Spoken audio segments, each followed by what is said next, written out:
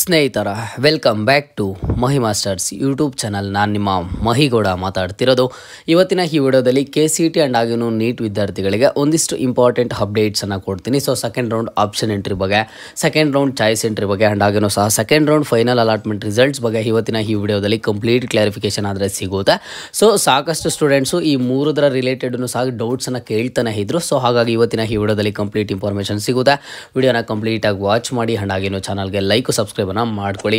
ಮೊದಲಿಗೆ ನೋಡಿ, ನಾವು ಸೆಕೆಂಡ್ ರೌಂಡ್ ಆಪ್ಷನ್ ಎಂಟ್ರಿ ಬಗ್ಗೆ ಮಾತನಾಡೋದಾದ್ರೆ ಸೆಕೆಂಡ್ ರೌಂಡ್ ಆಪ್ಷನ್ ಎಂಟ್ರಿ ಬಂದು ಸ್ಟಾರ್ಟ್ ಆಗಿ ಈಗಾಗಲೇ ಸಹ ಸ್ಟಾರ್ಟ್ ಆಗಿರುವಂಥದ್ದು. ಆ್ಯಂಡ್ ಈಗ ನಾವು ಸೆಕೆಂಡ್ ರೌಂಡ್ ಆಪ್ಷನ್ ಎಂಟ್ರಿದು ಲಾಸ್ಟ್ ಡೇಟನ್ನು ನೋಡೋದಾದ್ರೆ ಇವತ್ತು ಅಂದರೆ 25ನೇ ತಾರೀಕು ಬಂದುಬಿಟ್ಟು ಮಧ್ಯಾಹ್ನ 1 ಗಂಟೆಗೆ ಆದರೆ ಒಂದು ಲಾಸ್ಟ್ ಡೇಟ್ ಆದರೆ ಇರುವಂಥದ್ದು. ಓಕೆನಾ, ನೀವು ನಿಮ್ಮ ಒಂದು ಆಪ್ಷನ್ ಎಂಟ್ರಿಯನ್ನು ಮಾಡ್ಕೊಳ್ಳೋದಕ್ಕೆ ಅಂದರೆ ಏನೆಲ್ಲ ಚೇಂಜಸ್ ಇತ್ತು ಅಥವಾ ನೀವು ಆಪ್ಷನ್ ಎಂಟ್ರಿ ಲಿಂಕಲ್ಲಿ ಏನೆಲ್ಲ ಪಾಸಿಬಿಲಿಟೀಸ್ ಇರೋದೆಲ್ಲ ಚೇಂಜಸನ್ನು ಮಾಡ್ಕೊಂಡಿದ್ದೀರಾ. ಚೇಂಜಸ್ ಎಲ್ಲನೂ ಸಹ ಇವತ್ತು ಬಂದುಬಿಟ್ಟು 1 ಗಂಟೆಗೆ ಲಿಂಕ್ ಆದರೆ ಕ್ಲೋಸ್ ಆಗುತ್ತೆ ಅಂತ ಹೇಳಿಬಿಟ್ಟು ಸ್ಕೆಡ್ಯೂಲ್ ಪ್ರಕಾರ ಕೊಟ್ಟಿರುವಂಥದ್ದು.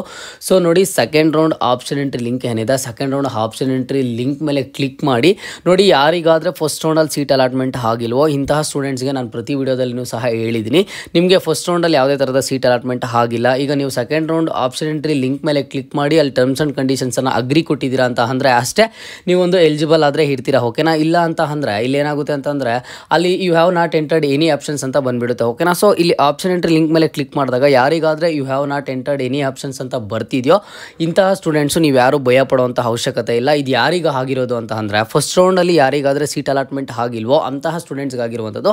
ಜಸ್ಟ್ ಅವರು ಆ ಒಂದು ಟರ್ಮ್ಸ್ ಆ್ಯಂಡ್ ಕಂಡೀಷನ್ಸ್ ಮೇಲೆ ಕ್ಲಿಕ್ ಮಾಡಿಬಿಟ್ಟು ಓಕೆ ಕೊಟ್ಟಿದ್ದಾರೆ ಅಂತ ಅಂದರೆ ಅವ್ರು ಫಸ್ಟ್ ರೌಂಡಲ್ಲಿ ಏನೆಲ್ಲ ಕಾಲೇಜಸ್ನ ಆ್ಯಡ್ ಮಾಡಿದ್ರು, ಎಲ್ಲ ಕಾಲೇಜಸ್ಸು ಅವ್ರು ಎಷ್ಟು ಕಾಲೇಜಸ್ ಎಷ್ಟು ಕೋರ್ಸಸ್ ಆ್ಯಡ್ ಮಾಡಿದ್ರು ಎಲ್ಲನೂ ಸಹ ಅಲ್ಲಿರುತ್ತೆ. ನೀವು ಅಪ್ಡೇಟ್ ಮಾಡಿ ಬೇಕಿದ್ರೆ ಮತ್ತೊಂದು ಪ್ರಿಂಟ್ಔಟನ್ನು ತಗೊಳ್ಳಿ. ಓಕೆನಾ, ಸೊ ಇನ್ನೇನು ಆಪ್ಷನ್ ಎಂಟ್ರಿ ಲಿಂಕ್ ಆದರೆ ಇವತ್ತು 1 ಗಂಟೆಗೆ ಕ್ಲೋಸ್ ಆಗುವಂಥದ್ದು. ಸೊ 1 ಗಂಟೆ ಒಳಗಡೆ ವಿಡಿಯೋನ ಯಾರೆಲ್ಲ ನೋಡ್ತಿದ್ರೆ ನೀವೇನು ಮಾಡ್ತೀರಾ ಅಂತಂದರೆ ಒನ್ಸು ಆಪ್ಷನ್ ಎಂಟ್ರಿ ಲಿಂಕಲ್ಲಿ ಕ್ಲಿಕ್ ಮಾಡಿ ಲಾಗಿನ್ ಆಗಿ ಎಲ್ಲ ಇನ್ನೊಂದ್ಸಲಿ ಚೆಕ್ ಮಾಡಿ ಅಪ್ಡೇಟ್ ಕೊಟ್ಟು ಏನು ಮಾಡ್ತೀರಾ ಅಂತಂದ್ರೆ ಮತ್ತೆ ಒಂದ್ಸಲಿ ಆಪ್ಷನ್ ಎಂಟ್ರಿ ಪ್ರಿಂಟ್ಔಟನ್ನು ಆದರೆ ತಗೊಳ್ಳಿ. ಓಕೆನಾ, ಇವ್ರು ಕೊಟ್ಟಿರುವಂಥ ಸ್ಕೆಡ್ಯೂಲ್ ಪ್ರಕಾರ ನೋಡೋದಾದರೆ ಇವತ್ತು 1 ಗಂಟೆಗೆ ಲಿಂಕ್ ಆದರೆ ಕ್ಲೋಸ್ ಆಗುತ್ತೆ. ಸಾಕಷ್ಟು ಸ್ಟೂಡೆಂಟ್ಸ್ ಏನಾದರೂ ಎಕ್ಸ್ಟೆಂಡ್ ಆಗುವಂಥ ಚಾನ್ಸಸ್ ಇದೆಯೇನೋ ಅಂತ ಕೇಳ್ತಿದ್ದಾರೆ.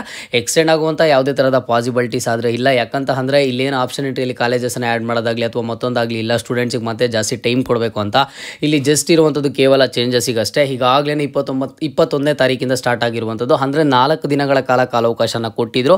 ಸೊ ಹಾಗಾಗಿ ನಿಮಗೆ ಇವತ್ತೇ ಒಂದು ಆಪ್ಷನ್ ಎಂಟ್ರಿ ಲಿಂಕ್ ಅಂದರೆ ಕ್ಲೋಸ್ ಆಗುತ್ತೆ 1 ಗಂಟೆಗೆ. ಸೊ ಅದ್ರ ಬಗ್ಗೆ ಯಾರು ಯೋಚನೆ ಮಾಡೋ ಅವಶ್ಯಕತೆ ಇಲ್ಲ, ಮತ್ತೆ ಎಕ್ಸ್ಟೆಂಡ್ ಆಗುತ್ತೇನೋ ಡಿಲೇ ಆಗುತ್ತೇನೋ ಅಂತ ಹೇಳಿಬಿಟ್ಟು. ಅದಾದಮೇಲೆ ನೆಕ್ಸ್ಟ್ ನೋಡಿ, ನಿಮಗೆ ಫೈನಲ್ ಅಲಾಟ್ಮೆಂಟ್ ರಿಸಲ್ಟ್ ಬಗ್ಗೆ ಒಂದು ಅಪ್ಡೇಟನ್ನು ಕೊಡ್ತೀನಿ. KEA ಕಡೆಯಿಂದ KEA ಡೈರೆಕ್ಟರ್ ಅವರೇ ತಿಳಿಸ್ಕೊಟ್ಟಿದ್ದಾರೆ. ಏನು ತಿಳಿಸ್ಕೊಟ್ಟಿದ್ದಾರೆ ಅಂತ ಅಂದರೆ ಈಗ ನಾವು ಸದ್ಯಕ್ಕೆ ಬಂದುಬಿಟ್ಟು ಸೆಕೆಂಡ್ ರೌಂಡ್ದು ಟೆಂಪ್ರರಿ ರಿಸಲ್ಟ್ಸನ್ನು ಅನೌನ್ಸ್ ಮಾಡ್ತೀವಿ, ಪ್ರಾವಿಷನಲ್ ಅಲಾಟ್ಮೆಂಟ್ ರಿಸಲ್ಟ್ಸನ್ನು ಅಂತ ಹೇಳಿ.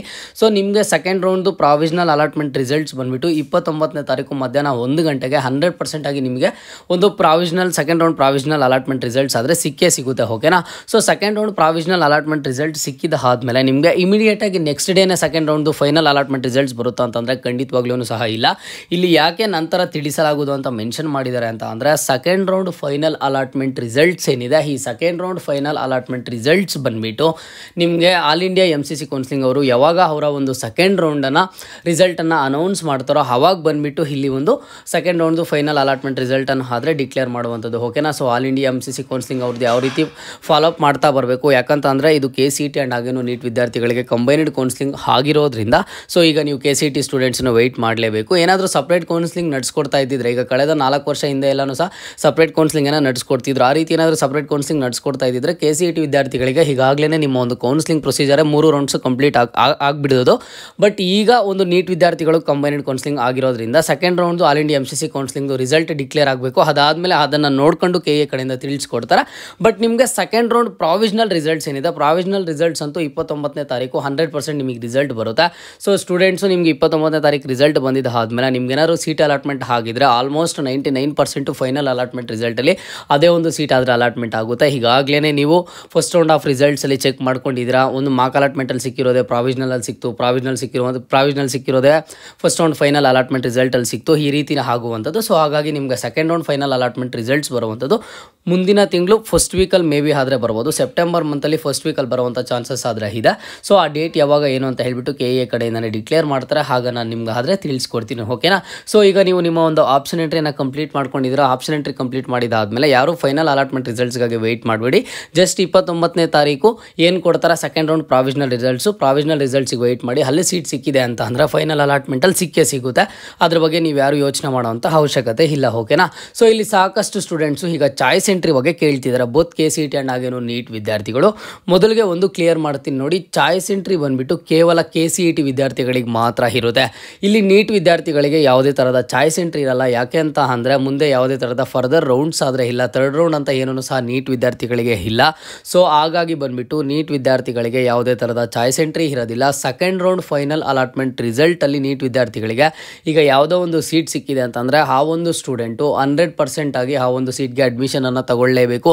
ಇಲ್ಲ ಅಂತ ಅಂದರೆ ಅವ್ರ ಮೇಲೆ ಕಠಿಣ ಕ್ರಮ ಕೈಗೊಳ್ಳಲಾಗುವುದು ಅಂತ ಹೇಳಿಬಿಟ್ಟು KE ಕಡೆಯಿಂದ ತಿಳಿಸ್ಕೊಟ್ಟಿದ್ದಾರೆ. ಸೊ ಹಾಗಾಗಿ ನೀಟ್ ವಿದ್ಯಾರ್ಥಿಗಳಿಗೆ ಯಾವುದೇ ಥರದ ಚಾಯ್ಸ್ ಎಂಟ್ರಿ ಇರೋದಿಲ್ಲ. ನಿಮಗೆ ನೀಟ್ ಅಂಡರ್ಗೆ ಬರುವಂಥ ಕೋರ್ಸಸ್ಗಳಲ್ಲಿ ಸೀಟ್ ಅಲಾಟ್ಮೆಂಟ್ ಆಗಿದೆ ಅಂತ ಅಂದರೆ ಸೆಕೆಂಡ್ ರೌಂಡ್ ಫೈನಲ್ ಅಲಾಟ್ಮೆಂಟ್ ರಿಸಲ್ಟ್ಸಲ್ಲಿ ನೀವು ಡೆಫಿನೆಟ್ಲಿ 100% ಅದಕ್ಕೆ ಅಡ್ಮಿಷನನ್ನು ತಗೊಳ್ಳೇಬೇಕು. ಸೊ ಹಾಗಾಗಿ ಒಂದು ಇತ್ತೀಚೆಗೆ ರೀಸೆಂಟಾಗಿ ವಿಡಿಯೋ ಏನು ಮಾಡಿದ್ರು KE ಡೈರೆಕ್ಟರ್ ಅವರು, ಹಾಗೆ ಕ್ಲಿಯರಾಗಿ ತಿಳಿಸ್ಕೊಟ್ಟಿದ್ರು. ಏನು ತಿಳಿಸ್ಕೊಟ್ಟಿದ್ರು ಅಂತ ಅಂದರೆ ನಿಮಗೆ ಇಷ್ಟ ಇರುವಂತಹ ಆಪ್ಷನ್ಸನ್ನು ಮಾತ್ರ ನಿಮ್ಮ ಒಂದು ಆಪ್ಷನ್ ಎಂಟ್ರಿಯಲ್ಲಿ ಇಟ್ಕೊಳ್ಳಿ. ನಿಮ್ಮ ಒಂದು ಆಪ್ಷನ್ ಎಂಟ್ರಿ ಲಿಸ್ಟಲ್ಲಿರುವಂತಹ ಎಲ್ಲ ಕಾಲೇಜಸ್ಸು ಎಲ್ಲ ಕೋರ್ಸಸ್ ಏನಿರ್ತವೆ ಅದರಲ್ಲಿ ಯಾವುದಕ್ಕಾದರೂ ಸೀಟ್ ಅಲಾಟ್ಮೆಂಟ್ ಆಗಲಿ, ಅದರಲ್ಲಿ ಯಾವ ಸೀಟ್ ಆದರೂ ಸಿಕ್ಕಲಿ ನಾನು ಕಾಲೇಜ್ಗೆ ಅಡ್ಮಿಷನನ್ನು ತಗೋತೀನಿ ಅಂತ ಇಟ್ಕೊಂಡು ನೀವು ಆಪ್ಷನ್ ಎಂಟ್ರಿಯನ್ನು ಕೇರ್ಫುಲ್ಲಾಗಿ ಮಾಡಿ ಅಂತ ಹೇಳಿಬಿಟ್ಟು ಕ್ಲಿಯರಾಗಿ ತಿಳಿಸ್ಕೊಟ್ಟಿದ್ರು. ಯಾಕಂತಂದರೆ ನೀಟ್ ವಿದ್ಯಾರ್ಥಿಗಳಿಗೆ ಯಾವುದೇ ಥರದ ಫರ್ದರ್ ನೆಕ್ಸ್ಟ್ ರೌಂಡ್ ಇರಲ್ಲ ಅಥವಾ ಚಾಯ್ಸ್ ಎಂಟ್ರಿ ಏನೂ ಸಹ ಇರೋದಿಲ್ಲ.